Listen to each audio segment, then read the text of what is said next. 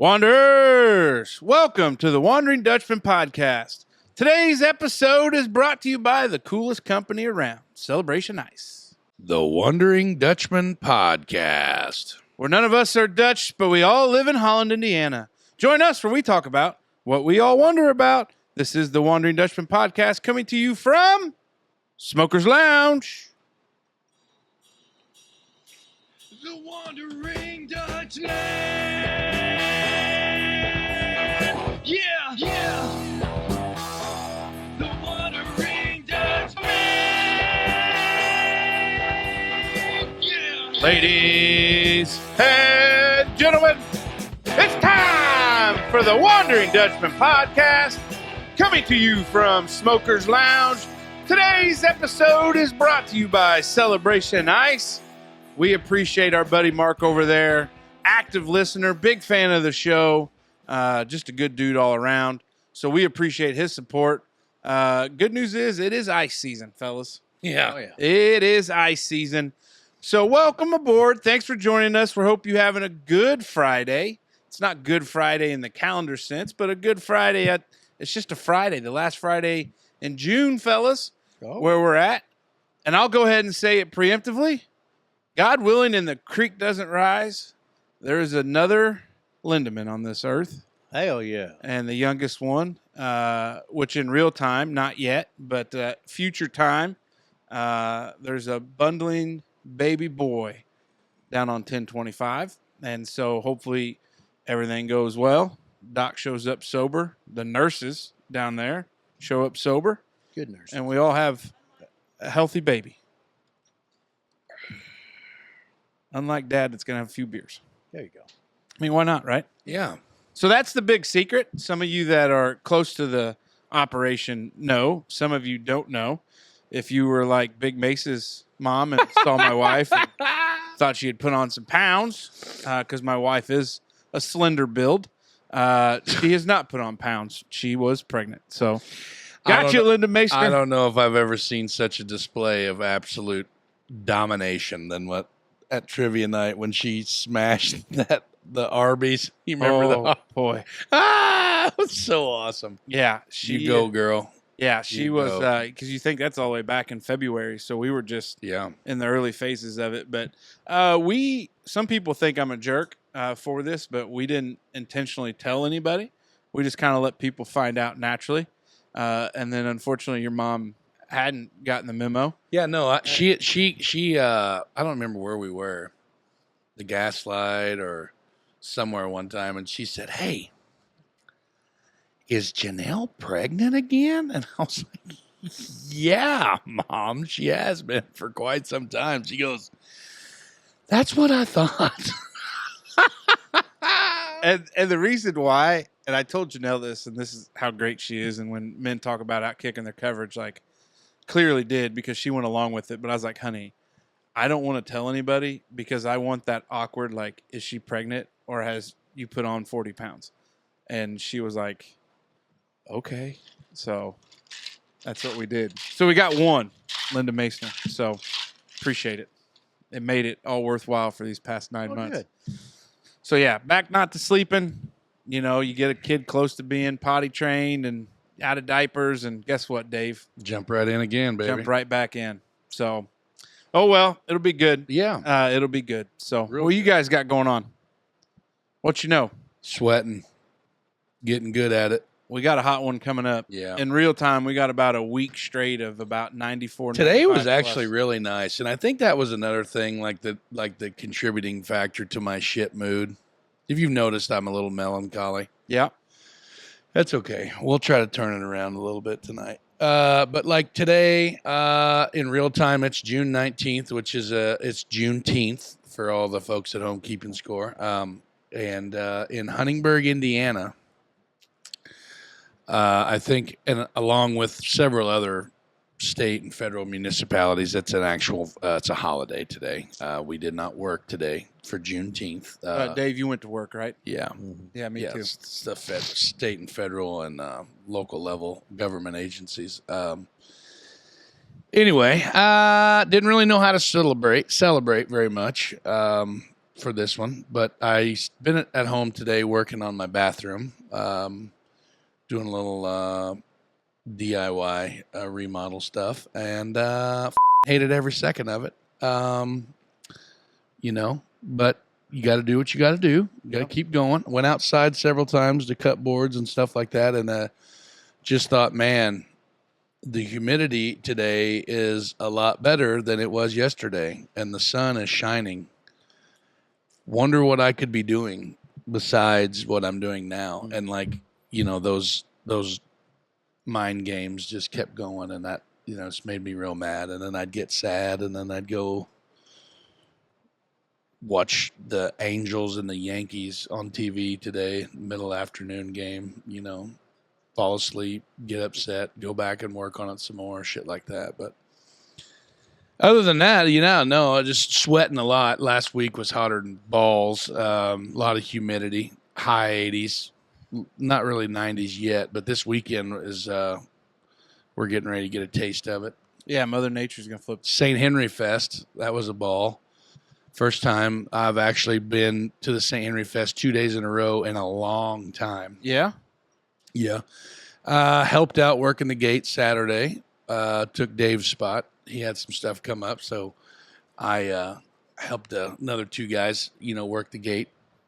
Kind of got that sense of authority. Liked it. Yeah, did you? Yeah, liked it. Carded a lot of folks. Even I think our oldest one was 80, 84, 85. Had a cane, but we still carded him, because Papaw. Because that's our job. Yeah, like nobody walks for free, like he could have been an excise guy. Sure. You know what I mean? Yeah, they got great decorations.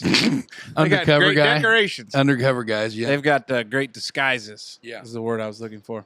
Ate a lot of St. Henry Fest Merkley burgers with caramelized onions on them. I think the running total between the warden and I over the weekend, which is an embarrassing 14, I believe is what it was. Yeah. 14. Yeah, if you get $5 or you get $20, you can get 5 or 6. I can't remember. And then so I was under the understanding Friday night I gave them a 20, got 5. We split them 2.5 each. I mean, we're talking Merkley's seasoned patties, right? Yeah, They're just the 3-to-1, 4-to-1, the small ones, the orange bag. They're not the Quarter big pounders. They're not the big dogs. Quarter pounders. The big one, the little ones are. Yeah, 4 to a pound. Okay. The other ones are third pound. Yeah. You sound like you're in a different planet. Can you hear me fine? Yeah, I can hear you real good. Don't they have like 6-to-1 too? They got some real thin ones. No, they might. They may. Anyway, ate those. But yeah, so then Saturday night I got real drunk, turbo wasted.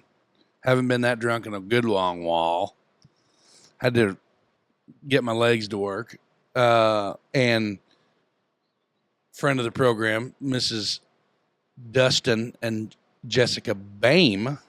Oh! It's What? Mrs. Dustin and Jessica. That's what I said. That's not. It's Mr. That's what I said. Mrs. Dustin and Mrs. Jessica Bame. Oh, there must be an inside story. No, there's not. I just totally you're that up. But Yeah, anyway, Bamer's a baby back bitch. They're all moved in, aren't they? I don't know if they are or not, but they don't live up on the hill anymore, I believe. But anyway, they gave us a ride home. And that night, Justine said that I gave the guy what I thought was $20, but ended up being $30 at the cheeseburger stand. So we got a couple extras. But there were leftovers the next day on that one. I think Max probably had one. But they're just a simple Merkley burger cheeseburger with a slice of cheese, and then they put caramelized onions on them. Yeah. Probably spruces them up. And then they wrap them in wax paper and put them in a roaster and kind of let them steam. God damn, they're good. That's what me and my brother and his boyfriend, Jared Sparrow, were talking about. Yeah. Is that it doesn't make any sense why they are as good as they are. But goddamn, they're good. So both nights over there, it was a little soggy though, right? Oh, boy. Friday was real bad. Watched our buddies Overboard play. Yeah? Yeah. So I got to hang out with Alan and Derek and then Worm, of course. Oh, yeah. Worm was in there. How'd they sound? Really good. Of course. Of course they did. And then, believe it or not, Saturday night, they had a young gentleman. I'm going to screw his last name up. Loveless? Was it Connor Lovelace? Is that it? Colin Lovelace? Austin. No, it ain't Austin. Okay, yeah, sorry. I know Austin. It is Connor. It's Connor something. Haven't you talked about him before? He's Yeah. good. Well, Like, so he's his brother, really good. Austin. They were had the band Hometown Gold, I believe. Is that right? Yeah. Well, anyway, that boy can sing. He did really good. Like, I'm because when he was playing, he played early, so I wasn't as tuned in. So I was able to really retain a lot of his show. So who played after him? 86th, and they sounded really good too. I tell you what, they've been around a long time. They've made some switches. Buddy Hart, the lead singer of 86, he didn't sing lead as much as can't think of his other stepson that sings. But anyway, they sounded great. Now does No, not with him anymore? no. Just trying to think of the name. I don't know who the drummer is now. I didn't recognize him. He was the only one out of the bunch that I didn't recognize. But they cranked out all their heaters like usual. So anyway, So good what'd time. how'd you possibly have to work gate? I told Love I'd help him, but I didn't Oh. realize it was like 7 to 10, and Jenna was working, and Oh, kids were home, and I wasn't going to stay out that gotcha. late. Yeah, we had the kids at the fest. I was gonna say, did you join the community club? No. We were add-ons. I will. I'm planning on it. Going to, I had cash to pay for, but I never ended up out there. Gotcha. Makes perfect sense. Yep. Well, you know, big fella, you seem Not kind of bad. quiet. Working. Somebody urinating your Cheerios? Nope. That's it, huh? Yep. Nothing that could really get the crank stirred? Nope. Nothing you want to update us on? Nothing new's happened, I don't think. Just been working. Pool's done. He's been swimming. Yeah, that's an exciting thing. Mm-hmm. Yep. Are you tired? Not particularly. Can we talk about the driveway demo derby? I don't care. Jenna says no. Okay. We won't talk about it. We won't talk about it. That's fine. Okay. Got good news on that today, though, so that's good. I mean, I feel like it's good news for everybody. I just enjoy the hell out of it. I know. It's a secretive things It that is. we all secretly talk about. So nothing? He's a wet blanket. Move on. Okay. All right. You really want us to move on? Yeah. Yeah. Okay. Yeah. Well, hey, before we get into it, quick ad from Jumping Jacks Entertainment. Looking for a way to beat the heat and keep the kids busy this summer? Jumping Jacks Entertainment has you covered. For the month of June, when you rent any water slide or wet inflatable on a Monday or Tuesday, you'll get the next day absolutely free. That's double the splash and double the fun. With over 20 awesome water slides to choose from, Jumping Jacks has exactly what you're looking for. It's hot, but this summer just got way cooler with Jumping Jacks Entertainment. Give our buddy Justin a call today at 812-639-4696. All right, big fella, what you got? I wanted to talk about continuing education.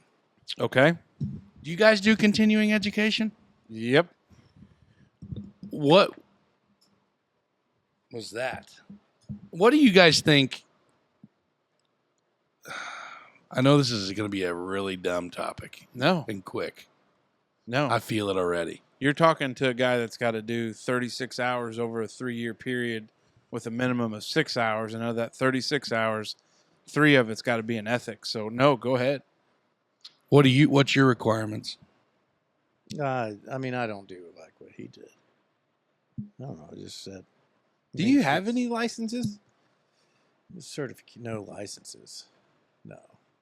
Well, but like for your certifications, do you have to upkeep a certain Yeah. educational amount? Well, they try to. It's just a money thing, so I just retake the exam, stay current. Really? So, what do you have a certification in?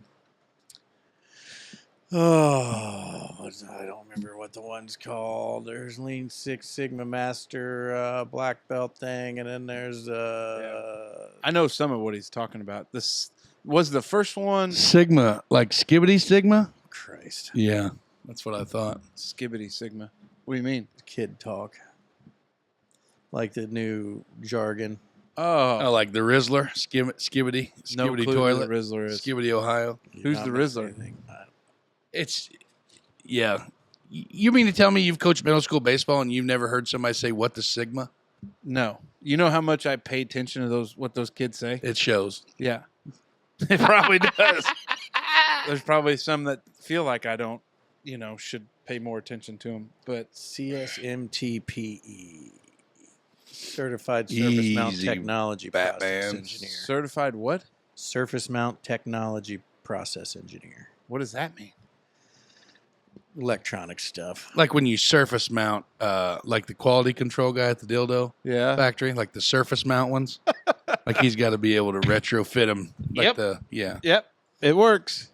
So we had to do some this week, but it wasn't really like because we had to. It's because that we got to. Yeah. Because in my line of work, just a regular blue collar laborer, anytime we get any cute, continuing education, it's kind of it's nice. It's kind of a break from the monotony. Yeah. We did chainsaw class this week. Oh boy. We learned about chainsaws, some s'mores. But it's actually really cool. This is the third time I've been through the class. And it's a father and son unit out of they're from Michigan. Oh, what part?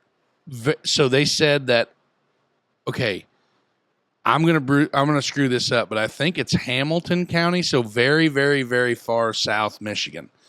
Ohio, Indiana, and Michigan, they're like right in that Oh, where where they could be the closest to all three, Okay. but they're in Michigan, so Gotcha. they're very far down. Yeah, gotcha. Okay. But he said that like the dad, the older guy, he's been in the tree business since like the late 50s, early 60s. So he is an old timer. Yeah, Vietnam. He's 80. He was 82, 81, 80, somewhere in there. Vietnam vet. Vietnam guy. Yeah.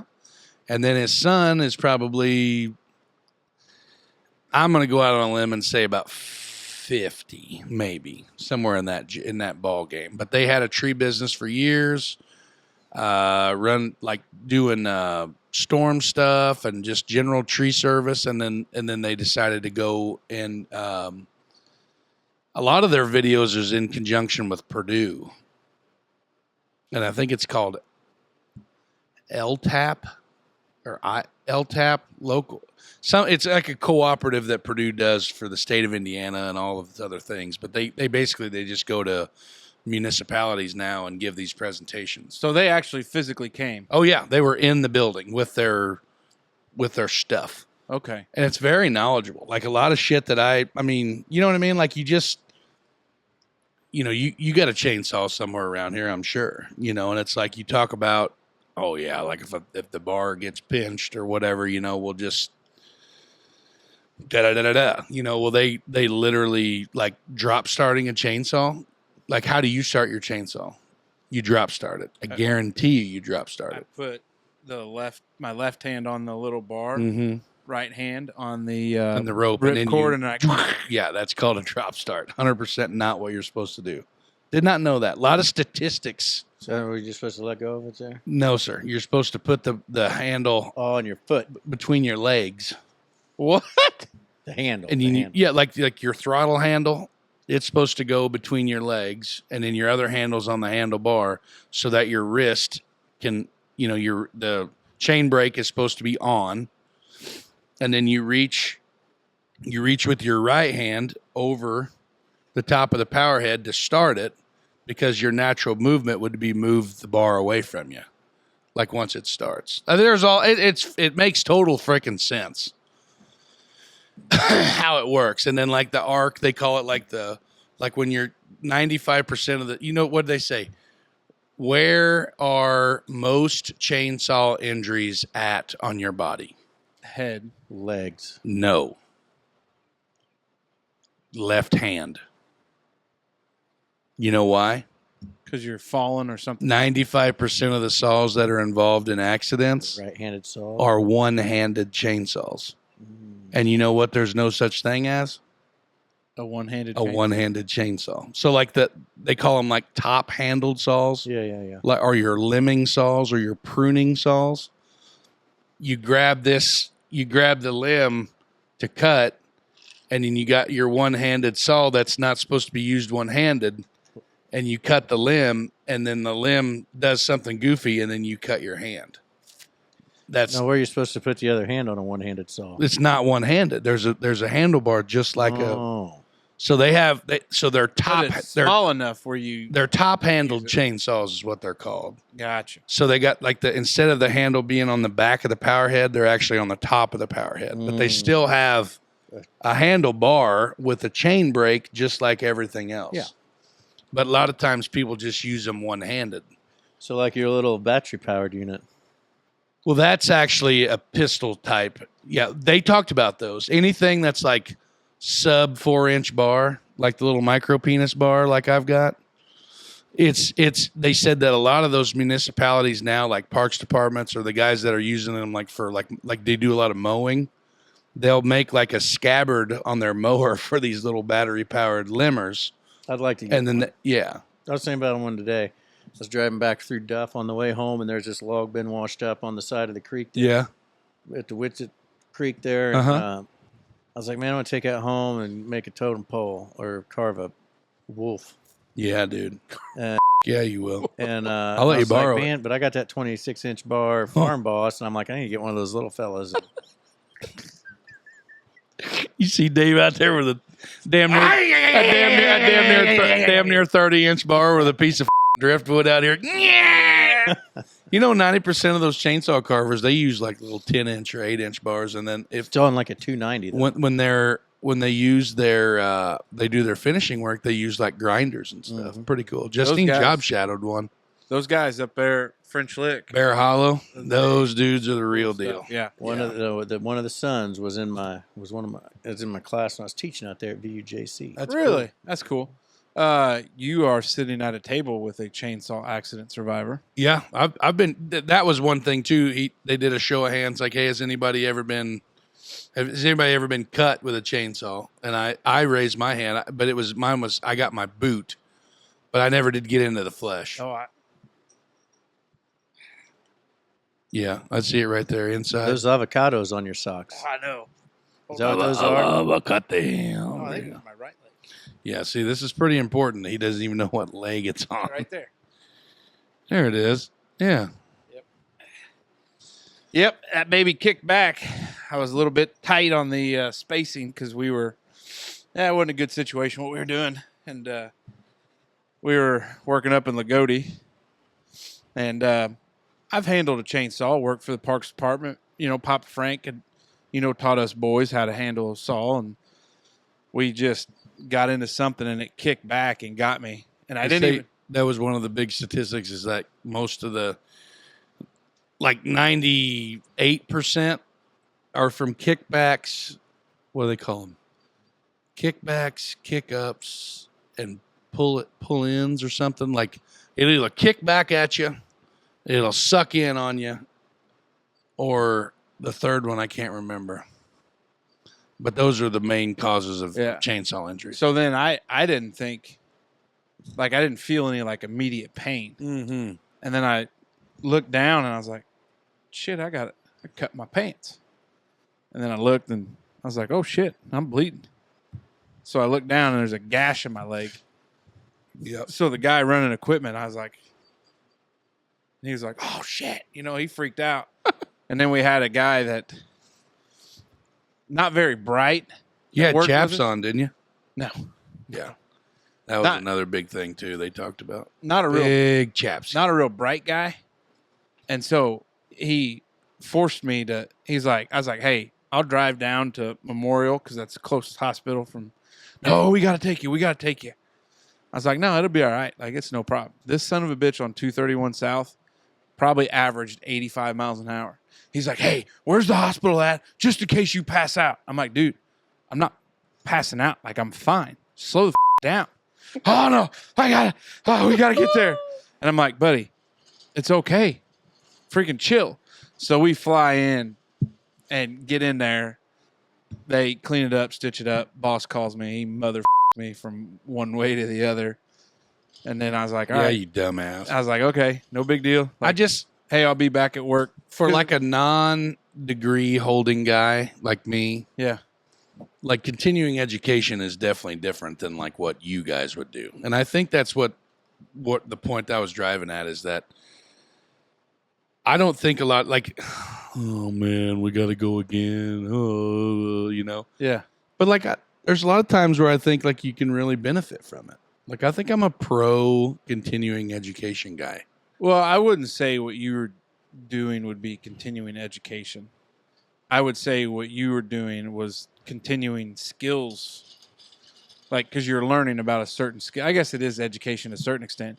You probably get a break on your insurance is why they do it. Yeah, I don't know. There's got to be something for it. But, yeah, we do. Ours is a little bit more extreme. Like I said, we get. So at ART, we called it ART, Annual Refresher Training, Yeah. which was an MSHA requirement at the mine. Yeah. I went to 14 of those. And a lot of that material was redundant, if you could imagine. You know what I mean? Like, is there a lot of redundancy in your continuing education? On that kind, like on the refresher stuff, it is like it's not fun. Mm-hmm. It's not fun.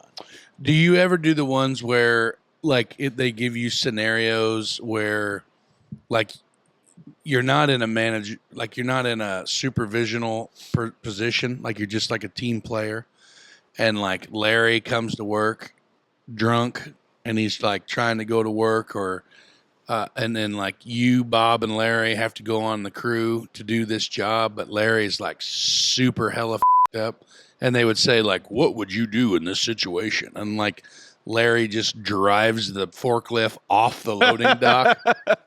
Would you tell your supervisor that you thought that he was impaired? Would you tell your supervisor that you didn't think he was impaired? Like, you know, like all these scenarios, and now like, yeah, get your drunk ass off the forklift, Larry. Let me drive. You know what I mean? Like, goddamn. Little did they know you were just as Larry was. You were with Larry the night before. No, we through work, we have some of like what you're talking about. That's work specific. Yeah, like job Title 31, Bank Secrecy Act. Yeah. I think Cook makes us, or not Cook, the resort. We do OSHA training. Yeah. Prevention of sexual harassment. And then those are usually just videos. There is about butt touching. What's another one? Because we do like credit card. It's like an IT like Phishing, payment card information stuff, PCI training. Skinners, is what we call not it. skinners, scanners, skimmers. Yeah. So skinners. So we do a lot of the IT stuff. Like, hey, if you, to your example, if you find a random thumb drive in the hallway, what should you do with it? Plug it into your computer. Call IT. Yeah. Give it to somebody else to plug into their computer. Like just stuff where you're like, but it happens. I mean, if you think about it, what's the first thing you do if you found a thumb drive? A lot of people be like, oh, I wonder what's on it. I throw it away. Really? Yeah. I mean, what's the worst thing that could happen with a thumb drive? They could hack into your depending system. on what's on there, they can get, because then they're on the other side of the firewall. Like a Trojan horse. There's a whole IT side of this that is freaking scary what people can do. Like the cyber stuff. Yeah. Do you get like phishing emails? Yeah, and we get phishing test emails all the damn time. Yeah. Probably about once a month because I'll report them all the time. I also The pause there says otherwise. I've also been known to report emails that I may not completely believe are phishing, but I. Damn it, Dave! It's me, Jim. I sit right across from you. It's not phishing. It's a freaking work email. For a long time, I was getting phishing email training past due emails, and I reported every last one of them as phishing. But yeah, I'd say probably once a month, I'll personally, like one of them I report is one they got to follow up on, and then they send out a big email to be sure nobody else got it and click the link. And yeah, we do. They do what they call penetration testing too. Oh boy. Yep, sounds just like it. Where they're trying to find a way in past the firewall, but you know, because we take credit cards, so like it's a different ball game, and like the encryption of how, like when some of those guys like nerd out about what it is. I'm like, I lost you when you said this becomes this and that becomes that. Then this goes all the way over there, and then this goes all the way over there. And you're like, I don't know what any of that means. And they're like, well, basically it's so randomized to what it is that they just wouldn't be able to find it. And it's like, oh, that's all you had to go with. Because it's like a token. Like when you swipe, it's your credit card number. But on those systems, it becomes a token. And then your information gets separated from the card, from that token to that token. And then I don't know. How's the internet work, Dave? I don't know. Just does. Yeah. So we do. Wild. Did they feed you at this training? Donuts in the morning. It was just a 2.5, 3 hour class. So those guys came all the way down from Michigan for 3 hours? Well, they had made several stops before and then on their way back. He said they'd leave out Sunday night or Monday morning, and then they'll try to be back Thursday night is what they do. So like they'll teach however far they can teach and then work their way back. So they'll schedule them all. That's out. all they do. Yeah. Like I think their company's called Arborist Skills LLC or something. That's where you find like I don't want to say a gimmick, but almost like a scheme that like about. You sell yourself as a niche is what you're looking for. Niche is probably less niche. testy that way. Niche. All right, fellas, here's what I was wondering about. Tell me, big dog. What is something that makes you weird, that you are aware of that makes you weird, and you just embrace it? Oh, man. He really teed you up on this one, Dave. Bullshit is it? No, and it's not even aimed at Dave. It's me. It was me when I was thinking about it. Here comes the world's fattest meatball right at you, big dog. Go, Dave, I guess the floor is yours, pal. I'd have to think about it. I don't know. I mean, I'm sure there's lots of things everybody else thinks is weird. I can think of a few things that I'm weird. Like everybody knows that I'm a psychopath. We've already covered that. I don't know. Like when me and Justine were putting the pool together the other day, we were working on it together, and she just like randomly looked at me and she's like, "You're my favorite person in the world to do white trash shit with," And I was like, I took that as a compliment. So like people would probably think that was weird. You know what I mean? Like, I don't think that's weird. I think that's sweet. Yeah, it is. It's romantic. Yeah. That's romantic. You want to know where I was going with this? Yes. My inability to just show up somewhere uninvited, I think, makes me very weird. Like I'm very self-conscious about it now. Yeah, we know. Like it bothers me. Like it's such a weird thing. Like here's I guess what really makes me weird. Big invitationally driven guy. I'm very much a people person. Like I can work a room with the best of them. Like we all know that. But there are times when I love pure isolation and not doing anything. Like it's super strange. Like and it's weird, but like I have this, so I guess it's two weird things. But the invitation thing is like I don't know, I guess it's just how I was raised, where we lived in the country. We had neighbors, but kind of on an island per se.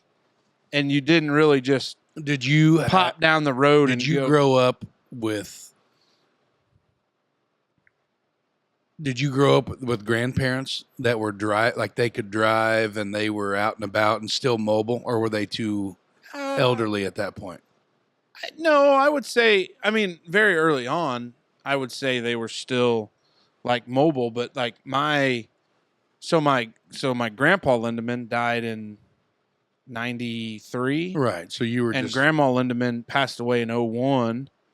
And then Grandma and Grandpa Sissel were later in life, like my life. But like, so as far as people showing up uninvited at your parents' house, not a thing. Never happened. I'll tell you this story. My parents, where I lived in Holland, Grandpa Marvin and Grandpa Marvin and Grandma Mary, they showed up all the time. They would come up during the day, like when we were at school and Mom was at work, and I would know that she was there. Because of the cigarette smell in the house? No, Marvin and Mary didn't smoke. Oh, okay. That was Wild Bill and Grandma Lois. The laundry would be folded. The dishes were done.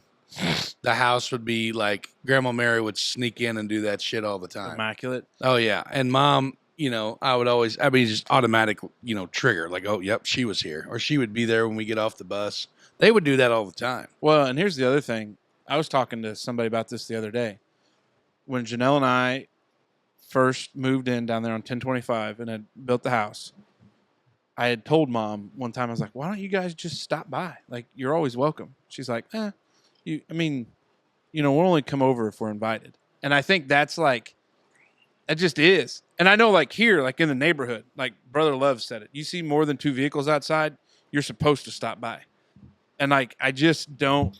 Like, so there's people that won't show up uninvited places either. Now, if I've got nothing to do, like I've been known to call, I can't ever catch up with Turbo Chuck anymore. So if it's like a weekend morning, like he's normally a pretty early riser. So hey, you're drinking coffee in the garage, yeah, so up for company. I'll call somebody else they're up for company. Yeah, but if I hear there's there might be something going on, swing by if you're out and about. Like I'll swing by then. Literally yesterday after work,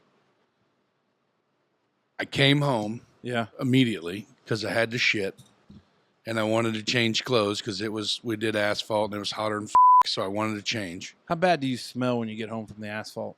Well, I'm predominantly anymore. I just drive the truck. Yeah, so I got to go get it, spray the truck down. Basically, just the truck, bitch. So I get the truck ready, which is coating the bed with the non-diesel fuel asphalt releasing agent. So then I smell like that. Like we covered that. And then you go and you haul you get loaded, you tarp it, you drive from the plant to the job. You then dump, you're the truck driver, so you're the asphalt distribution guy. Then whenever your load is empty, you go back to the shop. Take a nap. Clean the truck.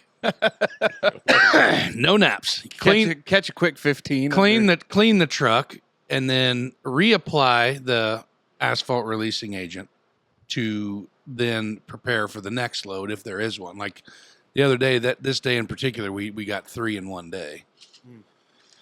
We put a lot of mix down. Anyway, I come home, change clothes. The warden and I had discussed plans for today in real time, Juneteenth, on like my list of what I needed to do. So I went to the Home Depot and I bought me one of them oscillating tools. Mm-hmm. Those are handy. So I got one now if you need one. Okay. So I got one and some other things. And I was on my way back from the Home Depot and I come out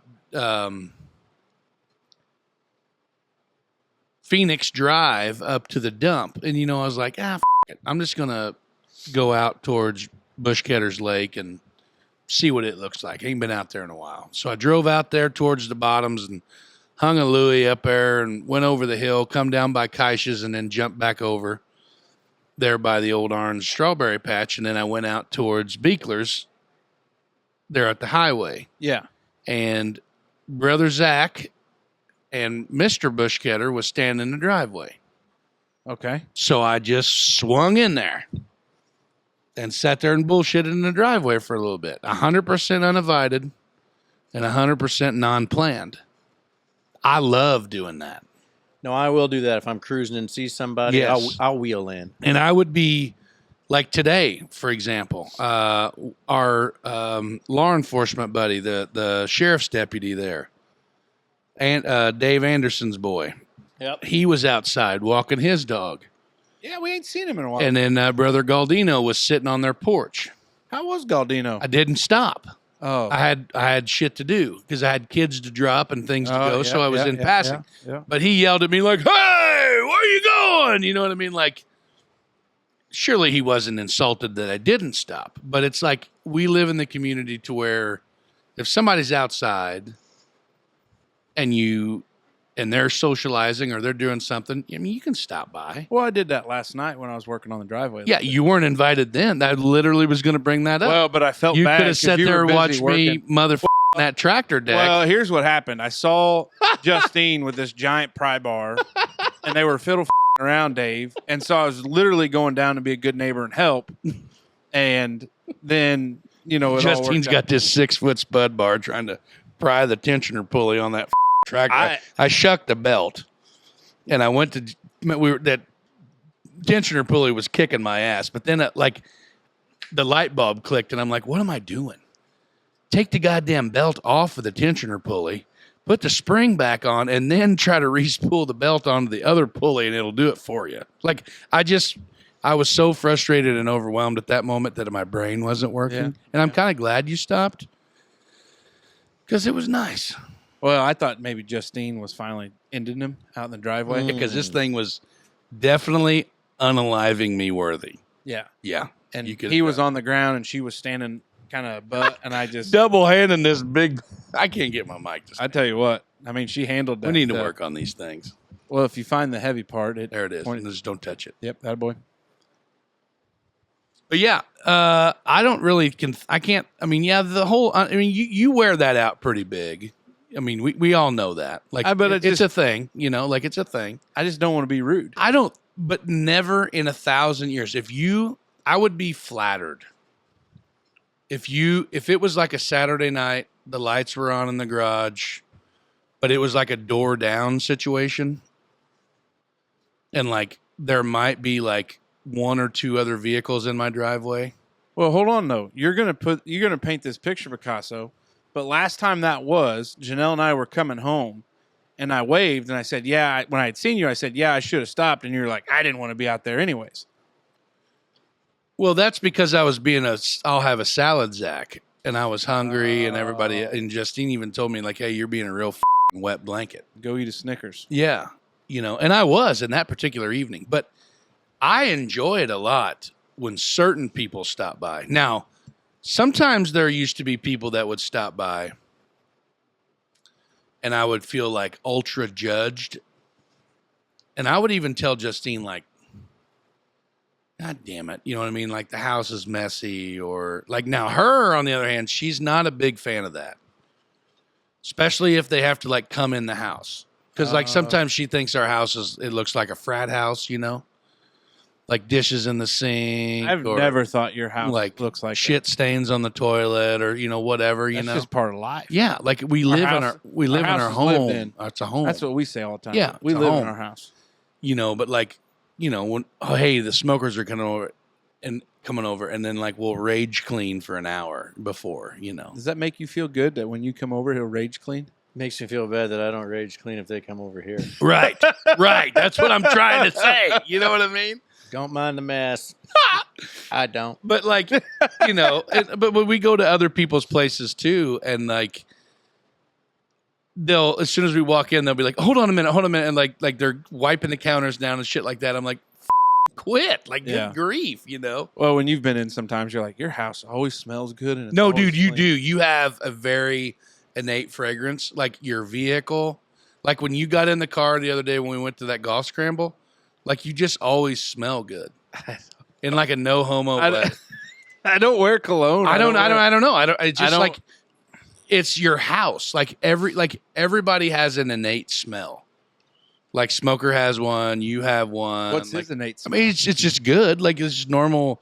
Like you just smell like Dave. You know what I mean? Like you can't smell it. Essence a la Dave. Essence a la Dave. Like you can't smell it. Smell it when I've not been home in like a long weekend. Exactly. Like, yes. I'm home. Yes. Like you can't smell it because it's you and you know what it is. Yeah. But like I can smell it on you all the time. Or like when I get out of your car, I can smell it on me. I don't know. It's just that doesn't make you strange. That's not this doesn't pertain to the topic. It doesn't make you I think weird. mine's that I don't like people, but I'm a people-y person when I'm drinking. You're 100% right. And I know other people like that too. When we got started on this podcast, like people that didn't know you, but like knew me, and they're like, hey, what's that David Smoker like? Yeah, I would love to crack that dude's brain. That I'd guy's got love to be talk to he's a weird son of a bitch. He's got some wild ideas that I could talk to him about aliens and all this other stuff. I'm like, yeah, just talk to him. He's like, well, he don't seem real approachable. I was like, was he sober? Yeah, well, he's not when he's sober. Buy him a beer and he'll be your best friend. Simple guy. Yeah. What is something that makes you weird that you're aware of that makes you weird and you just embrace it? Well, this Brado's. So personal, I used to have like a, which Justine will say it's probably just like an ADD thing or but I was very, I'm very tangential. Is that a word? Tangential. Like I was going to be a professional bass fisherman one time. I was going to be a professional golfer one time. you got some work to do. Like I was going to do like all these things. And like, I feel like I get on a hobby or I get on something and then I like just go all in. Like I block everything out. And that's the only thing that I think about 24/7, 365. Like I just lock in Is on it 365? No, but like I'll just lock About in on 90. it'll be like a 45 month, to like 60. a month. You know what I mean? And then I'll Other like than podcasting. shit tons of money. Like you walk in, like some guy showed me. Oh, Jake Temple was telling me at the fest the other night. We were over at Wes's or something, or we were somewhere over at the club. We were over at the club working on the chickens that afternoon. And what was that? Didn't see it. I didn't either. Oops.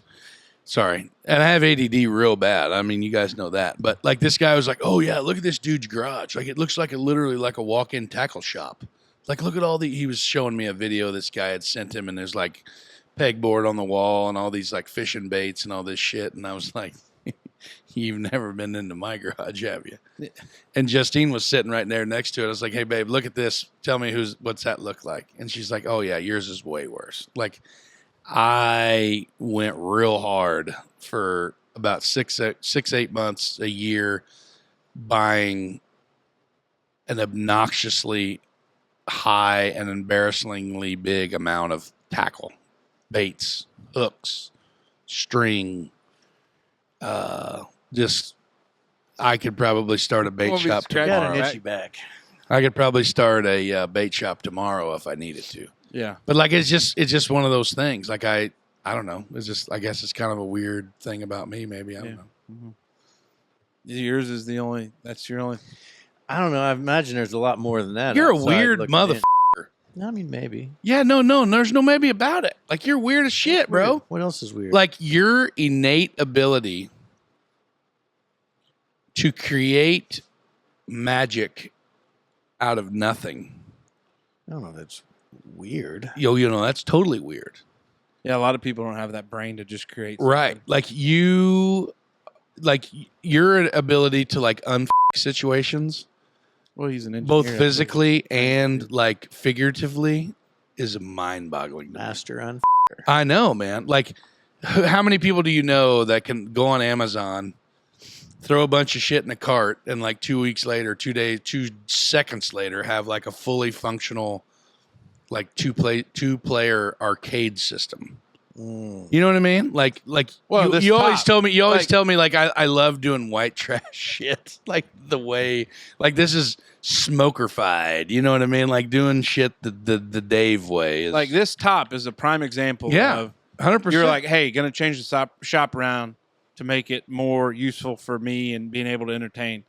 Sure, sounds good. Because the podcast took up a lot of space out here. Like he and I have been very blessed that you have just allowed us to move into your shop, a couple nights a week. But like to just do that and then come back and then be like, what do you think? Like Love called me that morning. He's like, stop by. We want to show you. And walk in and be like, I would have never. I absolutely hated it. You're not a big change guy. I'm not. I will say That's one weird thing. Really weird. Don't take this. Go ahead. Give it to me. No. Yeah. Lay it on me. No. To Smoker, don't take this the wrong way. But what is wild to me sometimes about you, and maybe it's not a weird thing, but there is some stuff that you are so particular about. Like you are like type A personality, like hardcore. And then I'll look around at some shit that's just been laying somewhere for months or years. And I'm like, but that doesn't bother you? Like this, like that, like this area over here on the backside of the shop. I'm like, how does that not drive him nuts? But then like I think about it and I'm the same way. Like there is some stuff like I'm very particular about. Like I'm a big like organized mess guy. And some people would say, oh, that's a rat's nest of And I'm like, no, it's perfect. Don't touch anything. I know where everything's at. But like, we'll have stuff where you're like such a perfectionist. And then like, I'll look at something. You come up the driveway and the dumpster's overflowing, the chicken coop's still out there and all that shit, but the fucking pool is mint. You know what I mean? Like the shop is on point. There's a, yeah. But Justine's the same way. Like my garage, I mean, you guys have all seen it in its darkest states. Yeah. Like to where it was bad, like real bad. And she helped me like borderline, like hoarders, you know what I mean? Like where it was that mental aspect of like, you have got to get rid of some of this shit. Like that thing right there. When's the last time you've used that? No idea. Well, I thought you were pointing at No. Like even with you, like you helped me through that too. With a lot of those like old Wild Bill tools that like just because it wasn't mine and I had no you had no emotional tie to it, but like I have never used that, nor will I ever use that in my lifetime. Yeah. Because 9 times out of 10, like, and I hate to rely on other folks, but like if I have a big enough problem to where I can't figure it out, I'm gonna call you. I'm gonna call Hornet. Yeah. I'm going to call Brother Love. Well, him and Hornet are about cut from the same I'm going to cloth. call Brother Love. I'm going to call Brother Tyler. I'll call you for the things that I'll call you for. It's like veterinarian and legal advice. Yeah, like stuff like that, So it's like I have real unique power to have. Yeah. So it's like the thing that makes me weird is like, and a lot of times the warden will give me flack for it. Like you rely on other folks for a lot of things. But like people rely on me for certain things, That's one thing that what makes something that makes you weird. My innate skill to cut up deer. Oh yeah. A lot of people call me to butcher deer. And like people have told me that 100 times. Like, hey, come October 1, all the way to like January 1, like you should start up like your little side hustle. And I'm like, I don't know. But see, you're a people person at heart. And so when somebody brings a deer, for an hour plus, there's going to be conversation about how we got the deer, everything about it. And then there's going to be a few beers drank and then like go from there. So like, that's the part of it you like. And if you started charging people for it, then it's that awkward, hey, I know I just got to bring a case of beer over, and I'm not. That's going to cost you. Yeah. You know what I mean? And I don't know. Like, I don't know. That might be something weird about me. I don't know. Like, eating your boogers. That's not weird. That just builds your immune system.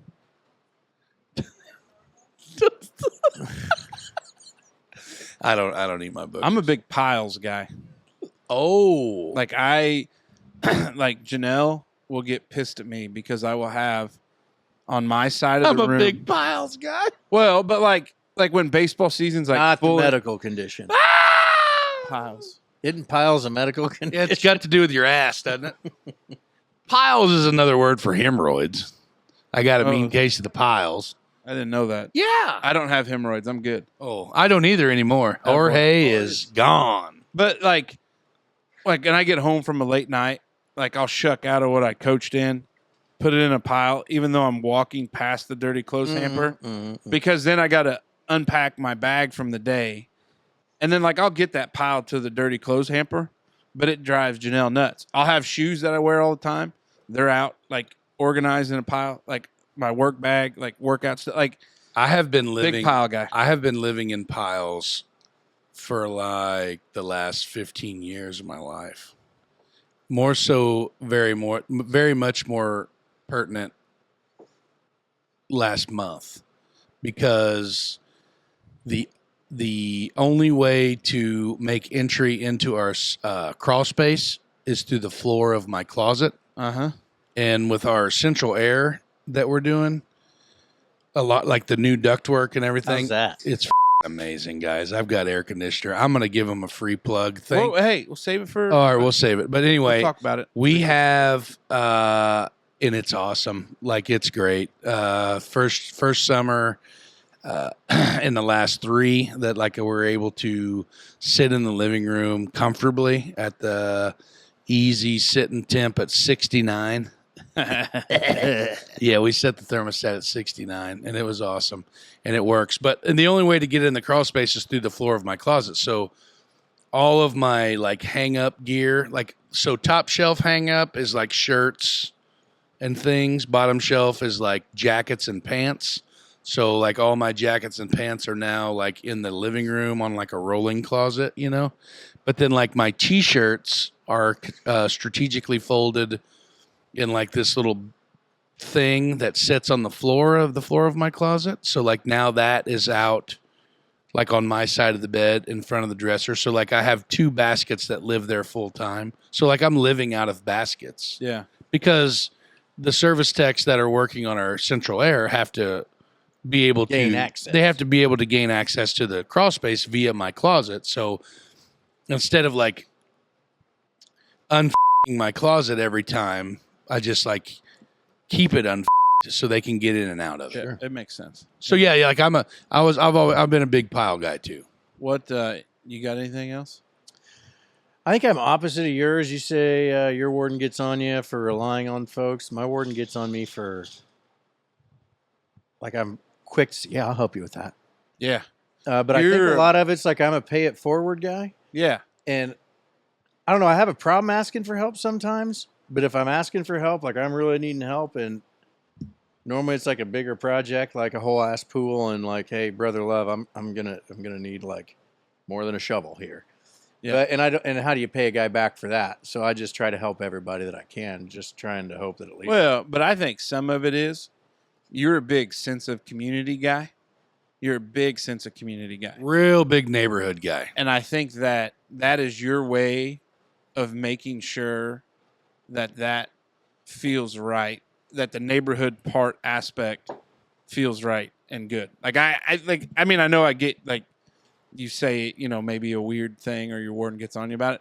But I think like, especially when you look at your topic that we'll get to after the pause for the cause, like that does tie in a lot. Yeah. But I'm a firm believer, like you are a big community guy, and some of it, I mean, I don't really think anything that we've talked about now really is anything that like makes you weird though. Weird's probably a strong word. Yeah. It's like, what's your, like a tick? Like what's a tick that? Oh, I do have this like shoulder shirt adjust thing. What about that old throat clearing thing you used to do? I don't know. Apparently I don't do it because my wife hasn't yelled at me. He doesn't do it anymore, like really. Years. The Zens have saved him. Like you don't really do that anymore. I'll still get going sometimes. I think it's also a nervous thing sometimes. But dairy does it too.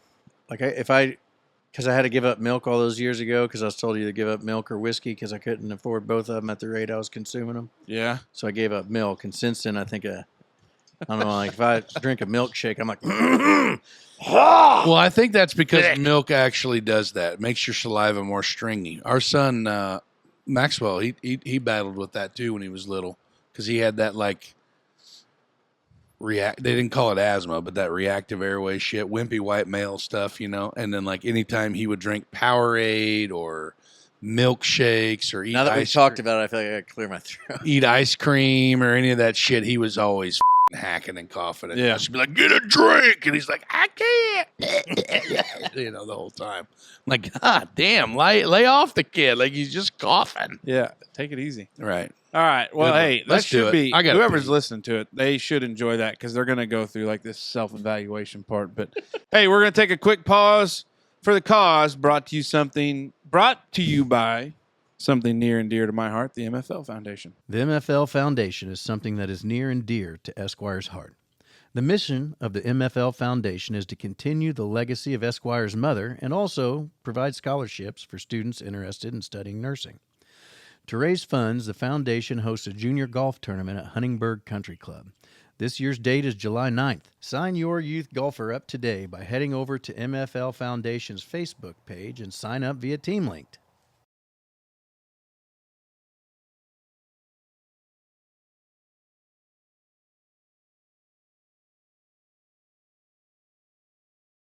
And we are back. Hey, I just need to thank the fellas here. Obviously, the MFL Foundation is near and dear to my heart, which is crazy because, Dave, your next topic discusses legacy. And I don't mean to, ruin it here for anybody, just doing a little bit of a tease, but we have our junior golf tournament coming up July 9th. Sign-ups are starting to roll in, so we're hoping we'll have good weather. I know Teddy Hoops is going to have the track in good shape, and we're just really looking to have a good time. So if you got a youth golfer or you know one, get them signed up. Dave will put the MFL Foundation Facebook link in the comments. Follow it, sign up on Team Link, and we'll see you July 9th. So, Brother Dave, with that, I turn it over to you.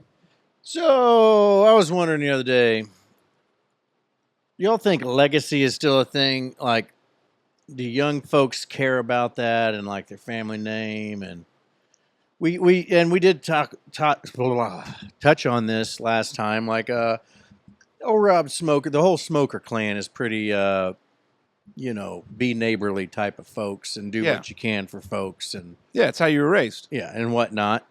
So, I'm still that way. And old Rob Smoker, that's where Smoker Rising came from. He could fix about anything. Maybe not the right way. He'd always say there's the right way, the wrong way, and then there's Smoker Rising, and it'll do in a pinch. It'll work out. Yeah, but I've always been, like that's been important to me. Carry that on, and back home, a lot of folks know the Smoker name, and I mean, sure, not everybody's a fan, but for the most part, you're not going to find too many folks. Well, we'll find them that don't. We'll fight them. That's right. But that's something I've been hoping for is down here, like, people don't hear the name Smoker and be like, oh, those deadbeats. Yeah. But I don't know. I was just, because now everything is 5 minutes of fame, YouTube creators, and I think that's how I got onto it. I was watching some dick wagon being a real jackass, and you remember the show Jackass? Oh, yeah. But the BAM guy that was always screwing with his parents, I'm like, man, good grief, they must have. I love my kids, but if they was pulling some of that shit, I'd probably smack somebody with a shovel. And the magic of TV on some of that. Yeah, I don't know. He's a pretty big piece of shit nowadays, though. I thought he got sober and straight. No. I think he just does that every once in a while. Quits drinking for, an afternoon. He passes Steve-O Steve-O's the one. He got sober and straight. I will say this, Dave. I know you say young folks. I don't know that anybody probably I think where it really turns, where legacy becomes a thing, is when you become a parent. And I think when you become a parent and you know that you've produced another generation that, God willing and the creek don't rise, will outlive you, that you're going to do everything you can to impart those values on your children. So I will say that for me, I had it a little bit early. When I got done with law school, my parents thought I would stay in Michigan. And my whole thing was, it's not home. And I opened my own shop on 4th Street in Huntingburg because Huntingburg and the people that were a part of Huntingburg when I grew up gave me a childhood and an ability to do a lot of things, to play soccer and play baseball and basketball and all that stuff like that. Like that stuff to me, when I came home, I wanted to do that stuff. I wanted to be a part of that. I wanted to do those things because somebody else did it before me. Sure. And so the legacy part, where it has grown most probably recently, is not only the kids, but my kids are still pretty young. Like there's a different conversation you can have with the eldest Smoke boy. Oh yeah. That where he starts to understand, and they see it from example too, about how you treat and you do other things and around people. But when my mom passed, like I never ever in 100 years would have thought that the MFL Foundation would be a real thing. Like I wouldn't have done it. But for me, everybody deals with grief in a different way. And some people get in that deep, dark space. And I'm not to say like I wasn't there for a while, but like part of doing the MFL Foundation is because I'm a firm believer in you die twice. You die the day your physical body leaves and your soul goes to wherever God decides it needs to go. And then the last day somebody speaks your name. And to me, like that profound thing on me is if I can do that for my mother, my children will know who and what my mom stood for. And they're getting a great Like my dad, you know, God love Papa Frank, because he has like his grandchildren absolutely love and adore him. They love Papal. They love going and seeing him when he comes up for softball games or he comes up and does that stuff. So like they're getting that experience now, but they didn't get it with my mom. So when we start doing this and every July the kids get to put on a polo shirt and ride around in a golf cart, they don't understand what it's for, but someday they'll know. Yeah, and that's what building that foundation like is all about for me. But like the other thing with the legacy part, like why continue to coach and why do that stuff? Like to me, like somebody else did that prior to me. And like I think it's a big thing to be able to do it, to coach these kids that go on and go do other things. But the cool thing is when those kids that come back and are like, hey, I want to coach, or hey, I want to, you know, be a part of it, or I want to help out. Like that's a cool thing. So I think it's huge. I'm a big proponent of it. And I think that I live my life thinking about what that legacy will be someday. I hope it's a good one. I hope when somebody says, you know, those Lindemann kids are, you know, and I saw, I don't know if he's a friend of the program, but we all know him, Brett Bardwell. I saw Mr. Bardwell, I don't know where it was, and he goes, I absolutely love your daughter. She's the sweetest little girl. She's great. Like, and that right there, there's times where I want to boot my daughter out of the house because she's just being like her mother. But like you get something like that and you're like, holy shit, like that hits you in the feels. Like everything I've ever accomplished in my life doesn't mean anything compared to somebody who I had in school, who my daughter has had him now a couple years at Holland and was like, hey, absolutely love her. She's great. She listens. She does. Like, that's cool stuff. And that's part of the legacy thing. So I'm a huge, huge, huge, huge legacy guy. I get it all the time, too. And it shocks me. Well, it's because of their mother. Because I was a shit. I was a turd back in the day. Yeah, but you say, here's the thing, though. You say that. You're going to spin this yarn. And spinning yarn. You're going to try to make it like you were this rebel without a cause. But deep down inside, you had a good heart. Yeah. You have a good heart. I'll buy that. And there's the difference between the kids that were just shitheads and that were just pure shitheads to people that you knew. Like, if somebody told you to knock it off, you would knock it off and then you'd go back to it later. Yeah. But like some of these kids would just be like, hey, you, I ain't going to stop doing what I'm doing. Yeah.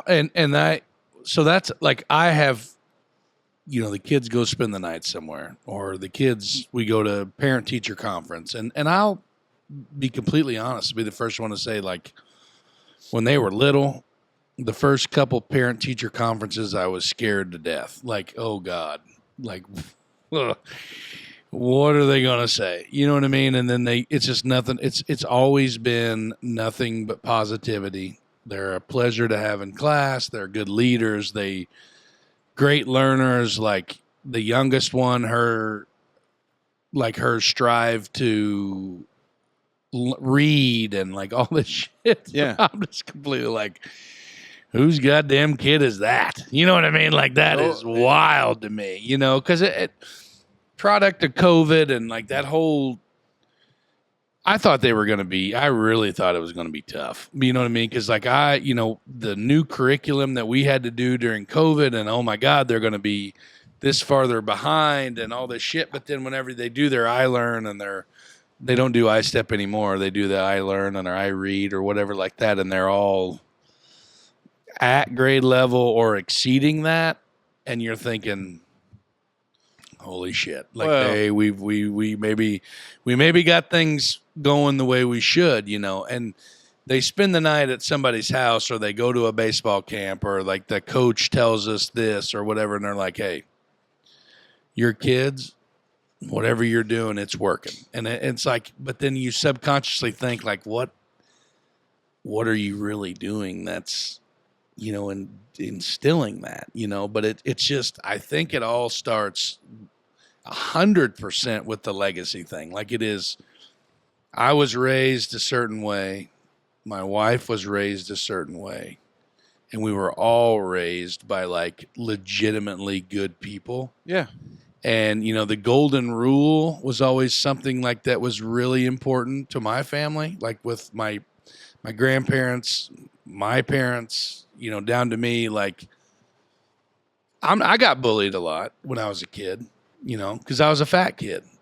Big back. We don't say fat kid. Yeah, I was a big back. You know, I was a big backtivity guy. Big back Hey. back in the day. High five for big. You know what I mean? And we talked about the old Nike swoosh on the sweatpants. You know what I mean? Like, I wanted my grandma to sew Nike swooshes on my sweatpants because that's what all the cool kids were wearing. And I was just wearing the old Fruit of the Looms or the jerseys. You know what I mean? Because my parents knew he's just going to destroy those $50 sweatpants. He doesn't need those nice ones.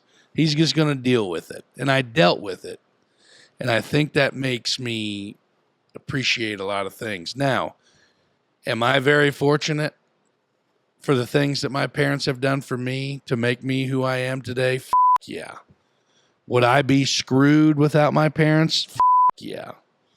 You know, my wife, same thing. Her family, very, very, very influential in her and the way she is. And like, we just try to do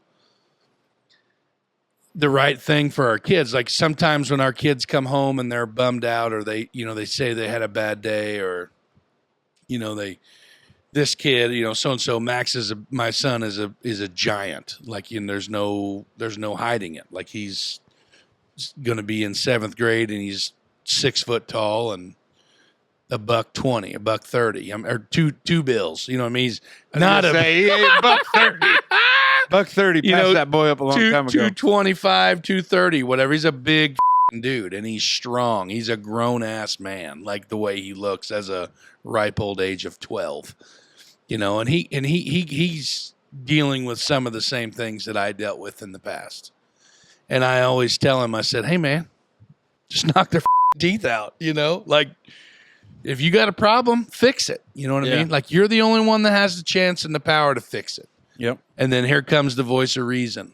His mom is like, bro, shitty people are always going to be shitty people. And shitty people get what they deserve Yeah. at some point. Yeah. One day they will get theirs, you know? And like, so many people that we have friends with that are also parents of like little kids and stuff. You know, like my girls making sure Zoe gets off the bus. Yeah. Like my boy, Maxwell and Eleanor, you know, hanging out with Wild Bill when he was just a little feller and there wasn't anybody else to hang out with. You know, it's like just raising general good kids. Now, who knows what the future holds, but you can only do what you can do when you have the opportunity to do it. So legacy to me means like my grandpa Bill knew everybody. My dad knew everybody. Everybody knows who my dad is. Everybody knows who I am. I went to an interview one time and a woman that was interviewing me told me, you know, sometimes knowing everyone and everyone knowing you is not a good thing in a job acquisition environment. And I told her, if that was the case, then I would never be able to work anywhere. Yeah. Because it's just a small town thing. It's just who we are. And I embrace it. Like, I like it. You know what I mean? Like, I've never met a stranger. And like my son is the same way. Like when you talk about, we'll go to a Bombers game or we'll go to a high school basketball game or we'll go to like a public event in our community, you know, and like you never know who you're going to see him with. Yeah. He could be hanging out with this group or he could be hanging out with these guys or whatever. And that was just how I was. Like I had friends everywhere, you know what I mean? Like not good friends, you know what I mean? Like you have your core best friends, your best buddy, your squad, you know what I mean? Like I had that. But I also had acquaintances everywhere. And I think as far as like the legacy thing goes for me, Like that's something very important, that like the ability to think outside the box and like, hey, that guy seems like a good dude. I'll go introduce myself to him. You know what I mean? Just having that network. I don't know. Legacy is a big thing for me. And with my son, like I have one son, and I think to date, we're doing things right. Hell yeah. Hopefully. Well, and I don't want it to be like my dad never disciplined us because you're a Lindemann. It was always No. that's You're a good dude. You're a good that's people. not what good people do. Right. And I think that I don't want that to be taken off. Like general morals, yeah. standards. Well, I think where it comes from, you parent your kids. Some of the best parenting advice I ever got, friend of the program, Andy McHugh, said you just have to be involved. You just have to ask questions. And like I try every day when I see my kids after the day, hey, did you have a good day? Hey, what'd you do today? Who'd you play with? Hey, what'd you do? Like even Rhett Man at his 2.5 years. Guy doesn't have a big vocabulary, but hey, buddy, how was your day? Good. It could have been terrible. I don't know. He doesn't. But like just instilling that. But I shit my pants and finger painted with it on the walls. But other than that, it was a great day. It was a great day. Yeah. Kid bit me. I bit him back. Like shit's good, Dad. But it is. And I think that you surround yourself. Probably the best advice I used to give clients all the time. Now, a lot of them had drug problems or other problems, but like people, places, and things. You be around the right and good people. Stay away from the bad places and stay away from the bad things. There's no reason why you can't be successful. We were literally just having this conversation the other day about I'll leave them nameless. But there's two boys that we know very well. And their dad he's a wildcat. He's always been a wildcat. He's talking about you. And their mom, she's always been conservative, super chill. Really have only seen her, like we've been together, her and I have been friends since we were in 6th grade. And it's like I've never really even seen her like super pissed, like maybe once or twice since we've known each other. And I said, isn't it wild to see those two boys, mostly the older one, favor their mother's like demeanor more than their father, because their mother sometimes has to reel their father back in, and it's just like they're just genuinely good kids, and they see the big picture, and they don't get caught up in this I don't know how to say it, but like that whole like keeping up with the Joneses bullshit. Like they are fortunate people, but like they're still normal. You know what I mean? Yep. You ever met those kids that are just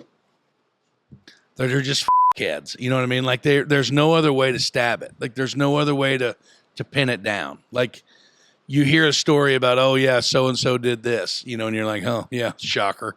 You know what I mean? Like they're just turds, and that's something that you have to reinstill. Like I have to reinstill that into my kids, the two older ones, a lot. That's like, guys, look, like you're going to see this a lot. And the older that you get, the more it's going to happen. And it all comes back to the whole thing. Like shitty people are going to be shitty people, and they always will be. Yeah.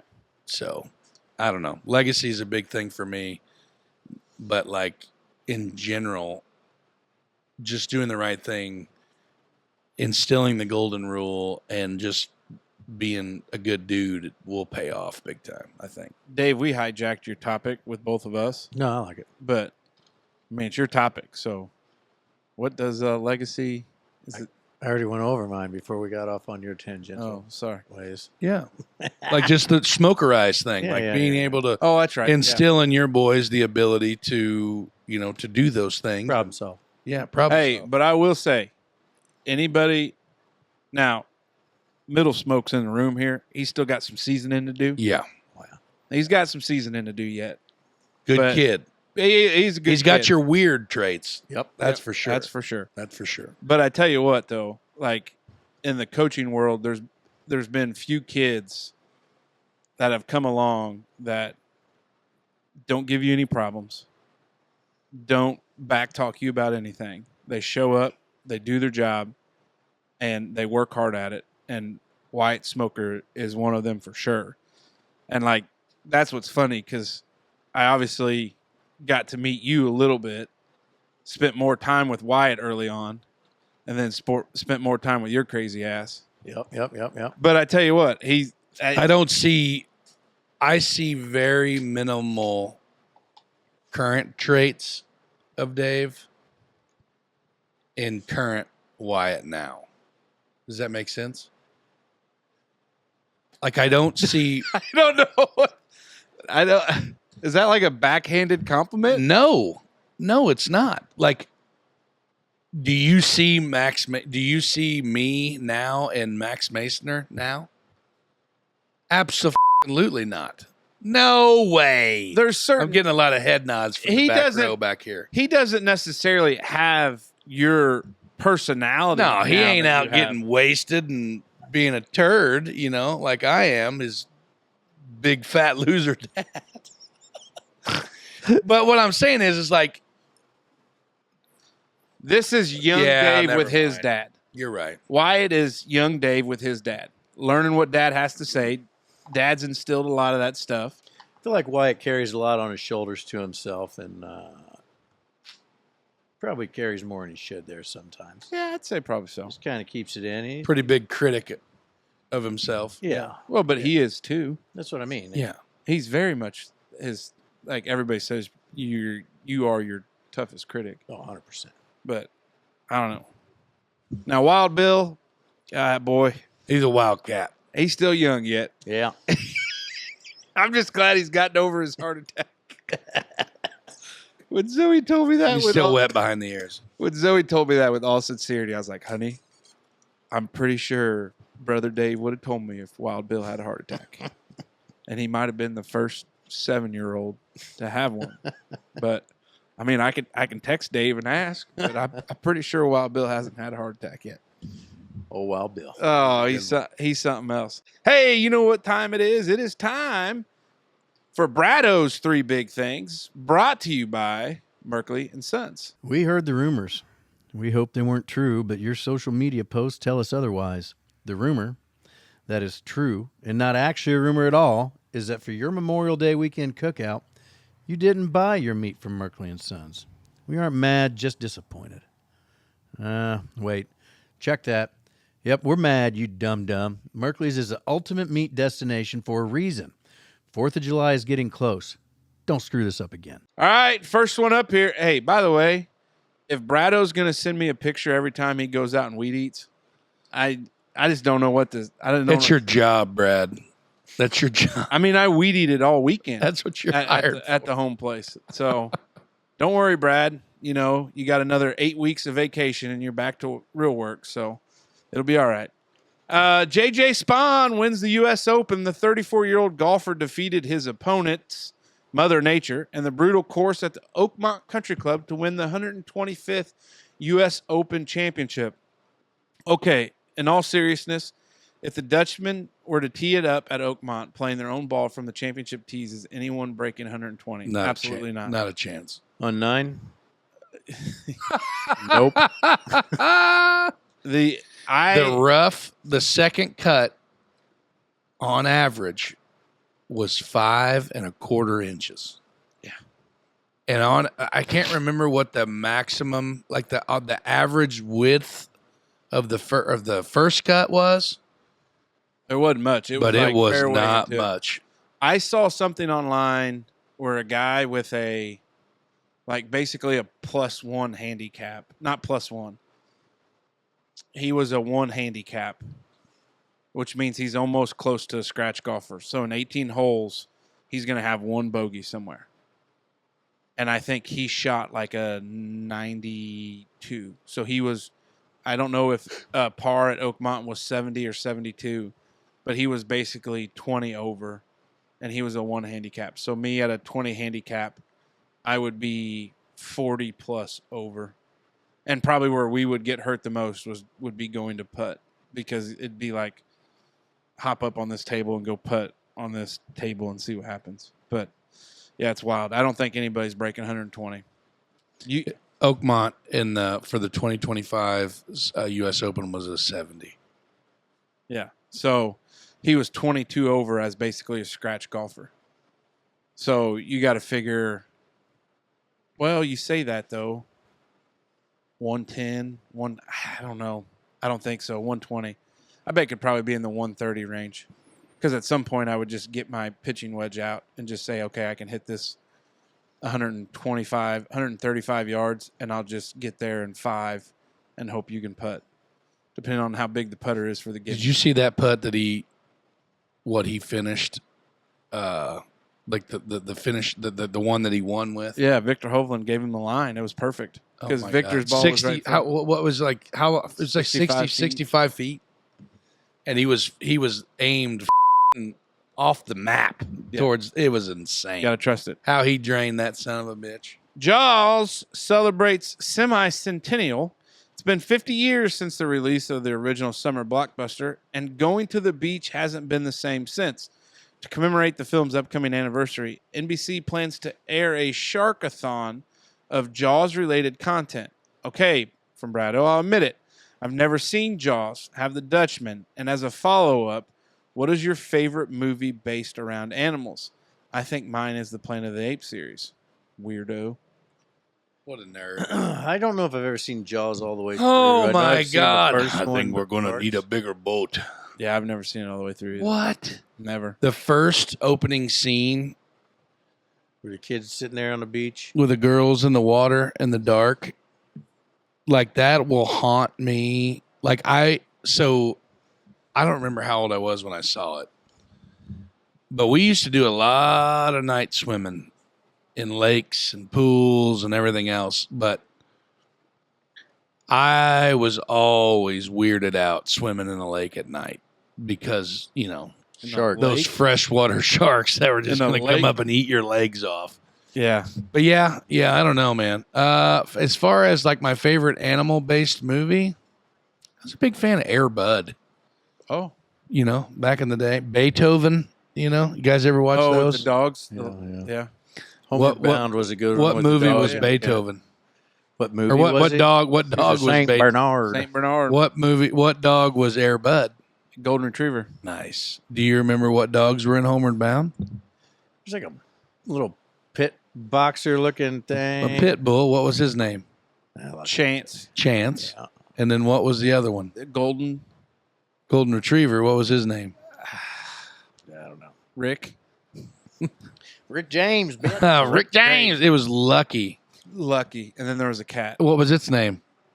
Paul's. No. Come on. For real? Yeah, I don't know. Sassy.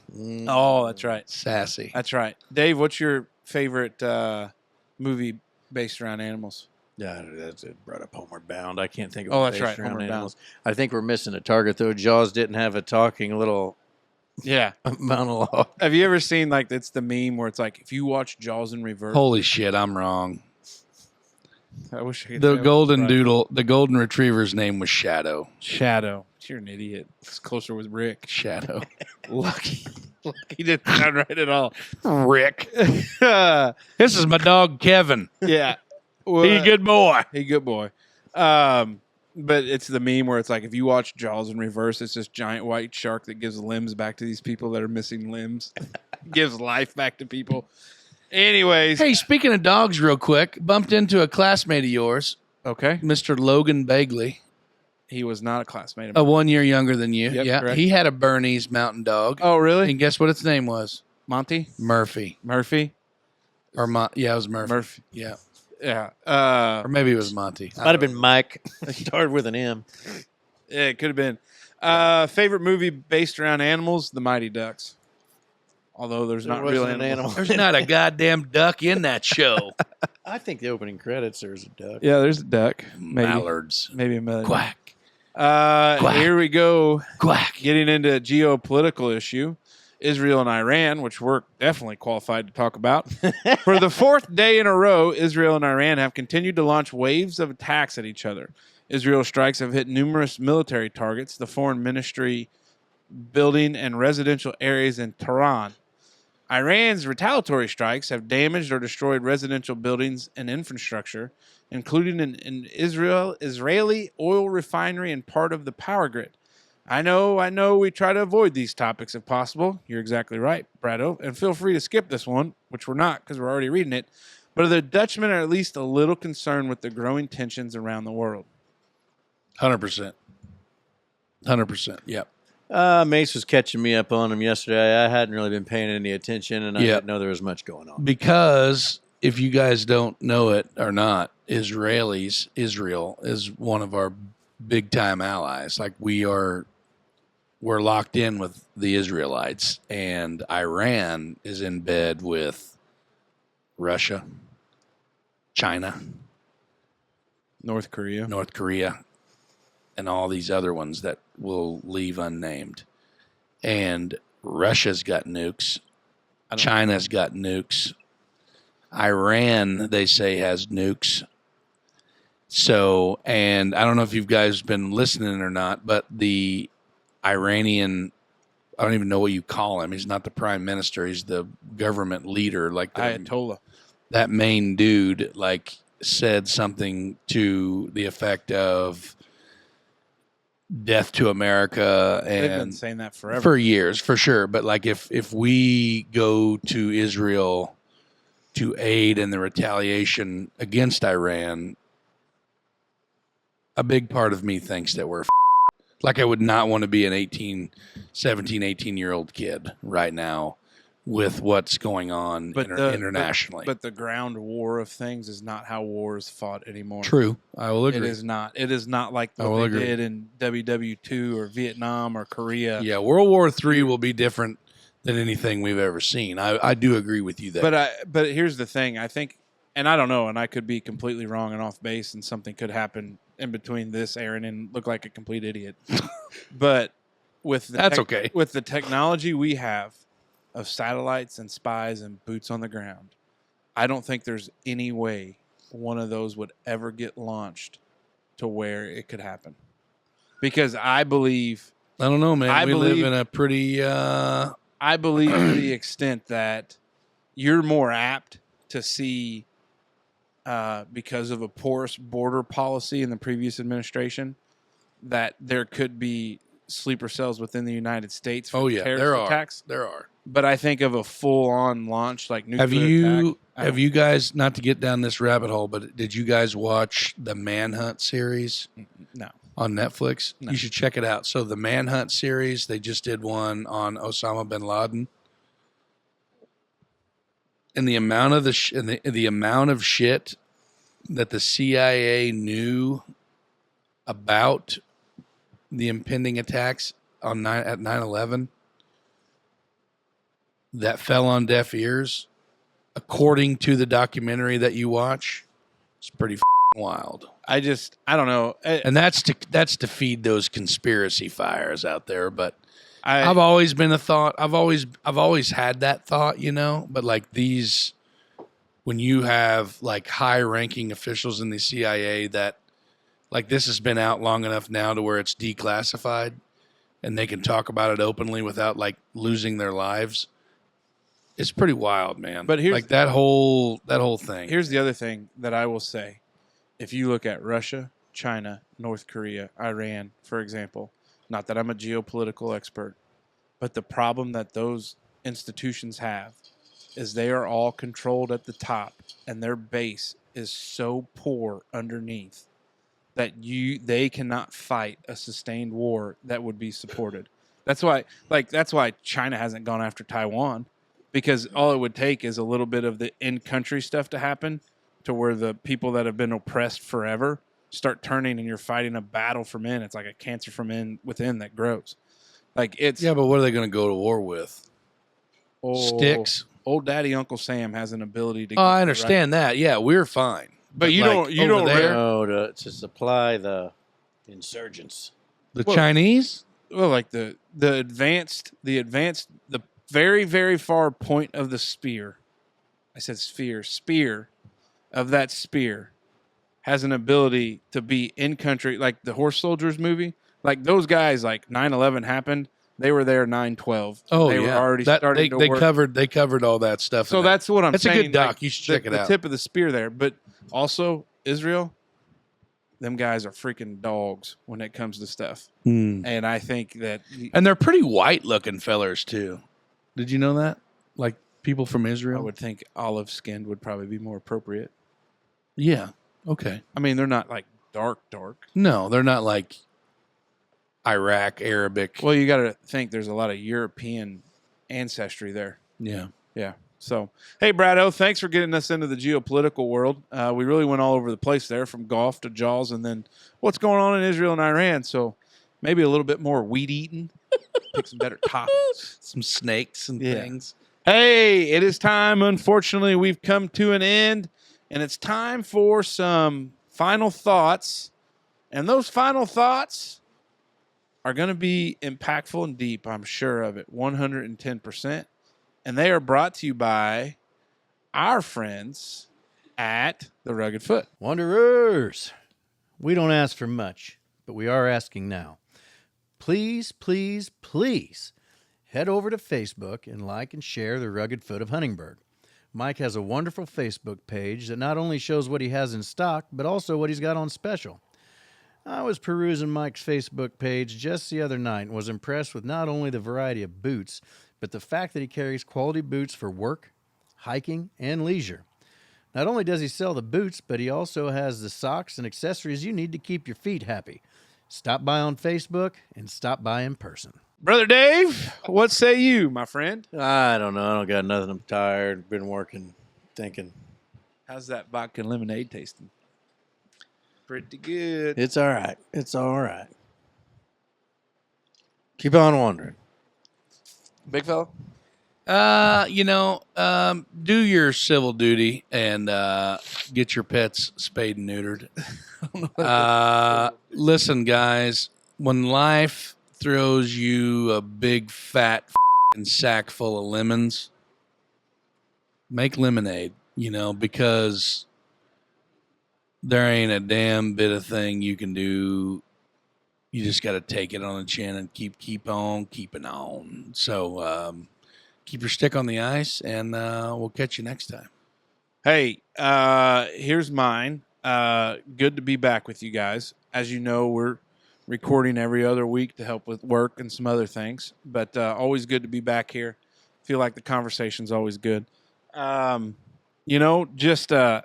Hopefully, God willing, and the creek don't rise. Being a father of 4, starting that all back over. Blessed that we've had a good pregnancy. Janelle's done great, and really excited. When it happens, you will officially be the belt holder for the most young for the most kids. Yeah, it'll be good news is we could probably do some extra recording for when I get snipped, because that's right around the corner. Yeah. Okay. Hell yeah. I mean, we could always take a support team there. Yeah, I'll go. Yeah. So I'll hold them. I was thinking maybe hold my hand. Shave them. If you want. I mean, that's key. They're already cleaned up. Is that right? Okay. Yeah, we'll talk about that. Yeah, talk about it. Anyways, hey, hug the ones you love. Enjoy life. Get out and have a little summer activity. Lay out in the pool a little bit, right, Brother Dave? Hell yeah. And with that, Dutchman out.